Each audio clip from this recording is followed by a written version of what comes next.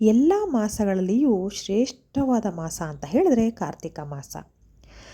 ಕಾರ್ತಿಕ ಮಾಸದಲ್ಲಿ ನಾವು ದೀಪವನ್ನು ಬೆಳಗ್ತೀವಿ. ಅದರಲ್ಲೂ ಹೆಚ್ಚು ದೀಪಗಳನ್ನ ಬೆಳಗುವಂಥ ಮಾಸ ಅಂತ ಹೇಳಿದ್ರೆ ಕಾರ್ತಿಕ ಮಾಸ.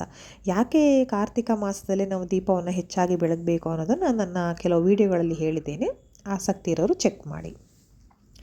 ಹಾಗೆ ಈ ಒಂದು ಕಾರ್ತಿಕ ಮಾಸದಲ್ಲಿ ಅದರಲ್ಲೂ ವರ್ಷಕ್ಕೆ ಒಂದೇ ದಿನ ನಮಗೆ ಸಿಗುವಂತಹ ಒಂದು ಅವಕಾಶ, ಒಂದು ಬಂಗಾರದಂಥ ಅವಕಾಶ ಅಂತ ಹೇಳಿದ್ರೆ ಒಂದು 365 ಬತ್ತಿಗಳ ದೀಪವನ್ನು ಹಚ್ಚುವಂಥದ್ದು. 365 ಬತ್ತಿಯ ದೀಪ ಅಥವಾ 365 ಹಿಡಿಯ ದೀಪವನ್ನು ಹಚ್ಚುವಂಥದ್ದು ವರ್ಷದಲ್ಲಿ ಒಂದೇ ಒಂದು ಬಾರಿ ನಮಗೆ ಒಂದೇ ಒಂದು ದಿನ ನಮಗೆ ಸಿಕ್ಕುವಂಥದ್ದು.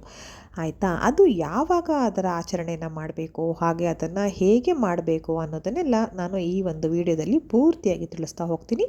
ವಿಡಿಯೋನ ಎಲ್ಲೂ ಸ್ಕಿಪ್ ಮಾಡದೆ ಕೊನೆ ತನಕ ಪೂರ್ತಿಯಾಗಿ ನೋಡಿ.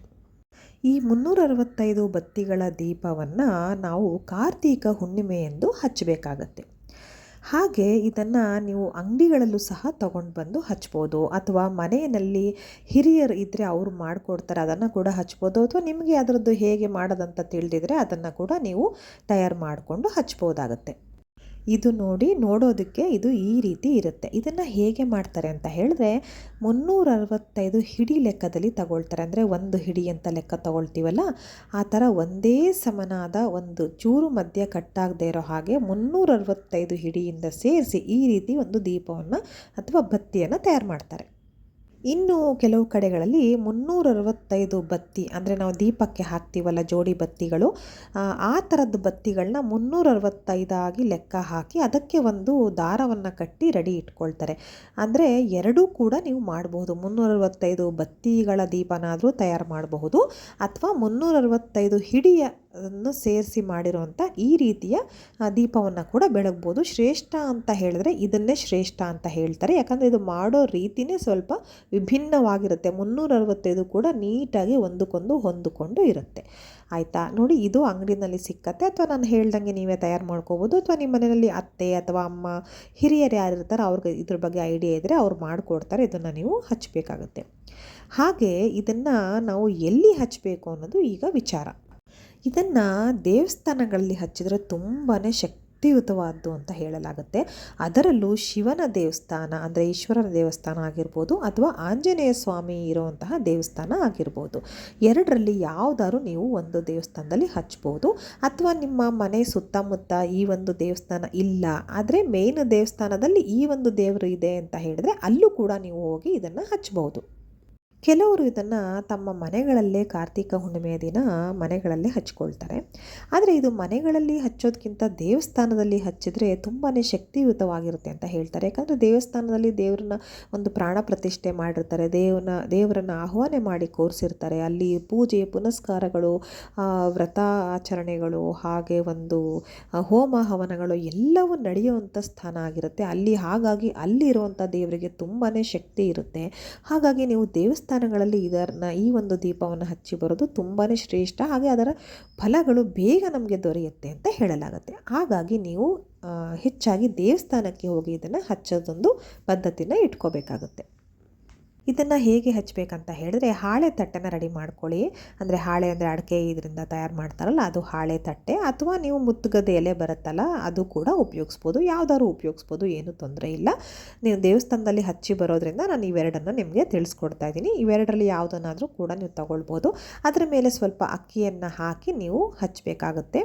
ಹಾಗೆ ಈ ಬತ್ತಿಯನ್ನು ತುಪ್ಪದಲ್ಲಿ ಅದ್ದಿ ಒಂದು ಮಣ್ಣಿನ ಹಣತೆನಲ್ಲಿ ಹಾಕಿ ಹಿಂದಿನ ದಿವಸನೇ ರೆಡಿ ಇಟ್ಕೊಳ್ಬೇಕಾಗತ್ತೆ. ಅಥವಾ ನಾಳೆ ಬೆಳಗ್ಗೆ ಅಂದರೆ ಹುಣ್ಣಿಮೆಯ ಬೆಳಗ್ಗೆ ನೀವು ತಯಾರಿಟ್ಕೊಳ್ಬೋದು. ಅದು ಚೆನ್ನಾಗಿ ತುಪ್ಪ ಹೀರ್ಕೋಬೇಕಾಗತ್ತೆ. ಹಾಗಾಗಿ ಈ ರೀತಿ ಈ ಚಿತ್ರದಲ್ಲಿ ಕಾಣ್ತಾ ಇದೆಯಲ್ಲ, ಒಂದು ಮಣ್ಣಿನ ಹಣತೆ, ಆ ಒಂದು ಬತ್ತಿ ಹಿಡಿಯೋ ಸೈಜಷ್ಟು ನೀವು ಮಣ್ಣಿನ ಹಣತೆ ತಗೊಂಡು ಅದಕ್ಕೆ ನೀವು ತುಪ್ಪವನ್ನು ಹಾಕಿ ಆ ತುಪ್ಪದಲ್ಲಿ ಈ ಒಂದು ಬತ್ತಿ 365 ಹಿಡಿಯ ಬತ್ತಿ ಆಗಿರ್ಬೋದು ಅಥವಾ 365 ಬತ್ತಿಗಳ ಒಂದು ಕಟ್ಟಾಗಿರ್ಬೋದು ಅದನ್ನು ಈ ಒಂದು ತುಪ್ಪದಲ್ಲಿ ಅದ್ದಿ ನೀವು ಇಡಬೇಕಾಗುತ್ತೆ. ತುಂಬ ಹೊತ್ತು ಮುಂಚೆನೇ ರೆಡಿ ಮಾಡಿ ಇಟ್ಕೊಳ್ಳಿ, ಯಾಕಂದರೆ ಅದು ತುಪ್ಪವನ್ನು ಹೀರ್ಕೋಬೇಕು ಚೆನ್ನಾಗಿ. ಆ ನಂತರ ನೀವು ಅದನ್ನು ಸಂಜೆ ದೇವಸ್ಥಾನಕ್ಕೆ ತಗೊಂಡು ಹೋಗಿ ಅದನ್ನು ದೀಪವನ್ನು ಹಚ್ಚಿ ನೀವು ಪೂಜೆಯನ್ನು ಮಾಡಬೇಕಾಗುತ್ತೆ. ಇದಕ್ಕೆ ಯಾವುದೇ ಕಾರಣಕ್ಕೂ ಎಣ್ಣೆಯನ್ನು ಬಳಸ್ಕೂಡ್ದು, ತುಪ್ಪವನ್ನೇ ಇದಕ್ಕೆ ನಾವು ಉಪಯೋಗಿಸ್ಕೋಬೇಕಾಗತ್ತೆ. ಆವಾಗಲೇ ನಿಮ್ಗೆ ಇದರಿಂದ ಒಂದು ಒಳ್ಳೆಯ ಫಲಗಳು ದೊರೆಯೋದಕ್ಕೆ ಸಾಧ್ಯ ಆಗುತ್ತೆ. ಹಾಗೆ ನೀವು ಆ ಹಾಳೆ ತಟ್ಟೆ ಅಥವಾ ಮುತ್ತುಗದ ಎಲೆ ಮೇಲೆ ಇಡ್ತೀರಲ್ಲ, ಅದ್ರ ಮೇಲೆ ಸ್ವಲ್ಪ ಅಕ್ಕಿಯನ್ನು ಹಾಕಿ ಆ ನಂತರ ನೀವು ದೀಪವನ್ನು ಹಚ್ಚಕ್ಕೆ ತಯಾರು ಮಾಡಿರುವಂಥ ಒಂದು ಹಣತೆಯನ್ನು ಇಟ್ಕೊಂಡು, ಆಮೇಲೆ ಬಾಳೆಹಣ್ಣು, ಹೂವು, ಆಮೇಲೆ ಅರಿಶಿನ, ಕುಂಕುಮ, ಆಮೇಲೆ ಪೂಜೆಗೆ ಬೇಕಾಗಿರುವಂಥದ್ದು ಊದಿನ ಕಡ್ಡಿ, ಇದನ್ನೆಲ್ಲ ನೀವು ರೆಡಿ ಇಟ್ಕೊಂಡು ಹಚ್ಚಬೇಕಾಗುತ್ತೆ. ಕೆಲವರು ಬೆಲ್ಲವನ್ನು ಕೂಡ ಇಟ್ಟು ಹಚ್ತಾರೆ, ಆ ಬೆಲ್ಲದ ದೀಪವನ್ನು ಕೂಡ ಇಟ್ಟು ಹಚ್ತಾರೆ. ಅದು ನಿಮ್ಮ ಇಷ್ಟಕ್ಕೆ ಬಿಟ್ಟಿದ್ದು. ಹಚ್ಚೋಗಿದ್ರೆ ಹಚ್ಚಿ, ಇಲ್ಲಾಂದರೆ ಪರವಾಗಿಲ್ಲ. ಮುಖ್ಯ ಪ್ರಾಮುಖ್ಯತೆ ನೀವು ಈ ಒಂದು 365 ಹಿಡಿಗಳ ಬತ್ತಿಗೆ ನೀಡಬೇಕಾಗತ್ತೆ. ಇಷ್ಟನ್ನೆಲ್ಲ ರೆಡಿ ಮಾಡಿ ನೀವು ದೀಪವನ್ನು ಹಚ್ಚಬೇಕಾಗತ್ತೆ. ಅದಕ್ಕೂ ಮೊದಲು ನೀವು ಆ ಒಂದು ಹಣತೆಗೆ ಅರಿಶಿನ, ಕುಂಕುಮ ಎಲ್ಲವನ್ನು ಹಾಕಿ ಆ ನಂತರ ದೇವರಲ್ಲಿ ಪ್ರಾರ್ಥನೆ ಮಾಡಿಕೊಂಡು ದೀಪವನ್ನು ಹಚ್ಚಬೇಕಾಗುತ್ತೆ.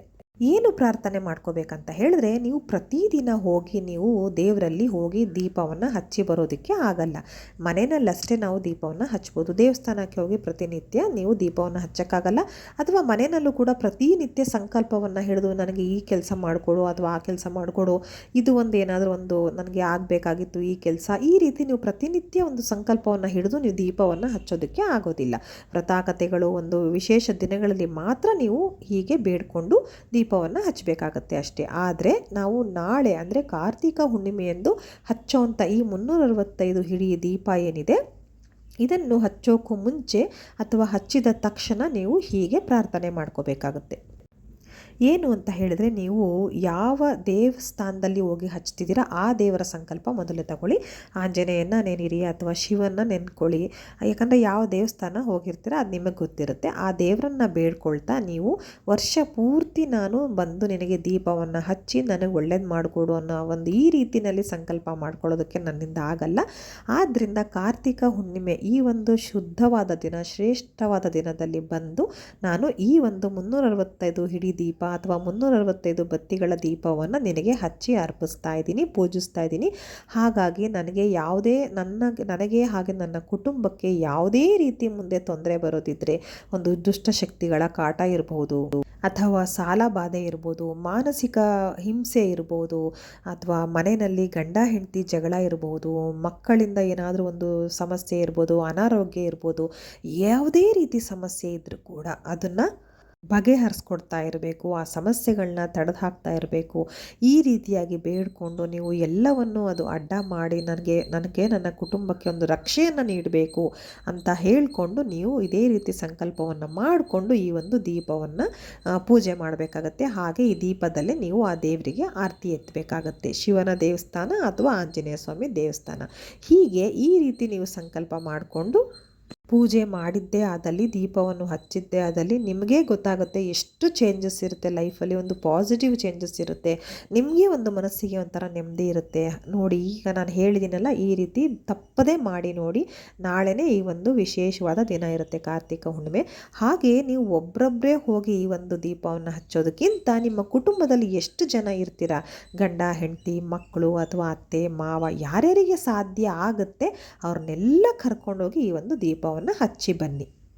ಹಾಗೆ ಈ ದೀಪವನ್ನು ಯಾರು ಹಚ್ಚಬೇಕಂತ ಹೇಳಿದ್ರೆ, ಕುಟುಂಬದವರು ಎಲ್ಲರೂ ಕೂಡ ಹೋಗಿದ್ರು ಕೂಡ ಮನೆಯ ಗೃಹಿಣಿ ಅಂತ ಏನಿರ್ತಾಳೆ, ಮನೆಯ ಲಕ್ಷ್ಮಿ ಮಹಾಲಕ್ಷ್ಮಿ ಅಂತ ಏನು ಹೇಳ್ತೀವಿ, ಹೆಂಡತಿ ಆಗಿರೋಳು ಅಥವಾ ಅಕ್ಕ ಆಗಿರೋಳು, ಅವಳು ಈ ಒಂದು ದೀಪವನ್ನು ಹಚ್ಚಿದ್ರೆ ಇಡೀ ಮನೆ ಬೆಳಗುತ್ತೆ ಅಂತ ಹೇಳ್ತಾರೆ. ಆ ಒಂದು ಹೆಣ್ಣಿಂದ, ಒಂದು ಗೃಹಿಣಿಯಿಂದ ಆ ಒಂದು ಶಿವನಿಗೆ ಅಥವಾ ಆಂಜನೇಯ ದೇವರಿಗೆ ಈ ಒಂದು ದೀಪವನ್ನು ಬೆಳಗಿಸೋದ್ರ ಮುಖಾಂತರ ಆ ಒಂದು ಕುಟುಂಬಕ್ಕೆ ರಕ್ಷಣೆ ಕೊಡ್ತಾನೆ ಆ ದೇವರು.